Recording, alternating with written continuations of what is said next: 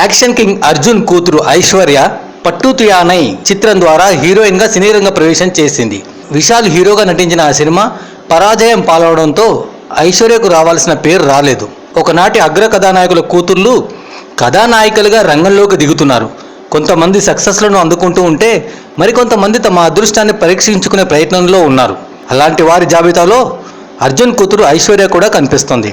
దీంతో స్వయంగా అర్జున్ దర్శకుడి అవతారం ఎత్తి తన కూతుర్ని హీరోయిన్ గా తమిళ కన్నడ భాషలో ఓ సినిమా నిర్మిస్తున్నాడు. కాదిలిన్ పోన్ వీధియిల్ పేరుతో చందన్ ఐశ్వర్య జంటగా నటించే ఆ సినిమా ఇటీవల పూజా కార్యక్రమాలు జరుపుకుంది. కొత్త కాన్సెప్ట్తో రూపొందే ఈ కథ యూత్కి బాగా కనెక్ట్ అవుతుందనే నమ్మకంతో అర్జున్ ఉన్నారు. ఇది పూర్తిగా రొమాంటిక్ లవ్ స్టోరీ. ఈ చిత్రంలో హీరో హీరోయిన్ల మధ్య ఘాటైన రొమాంటిక్ సన్నివేశాలు ఉంటాయట.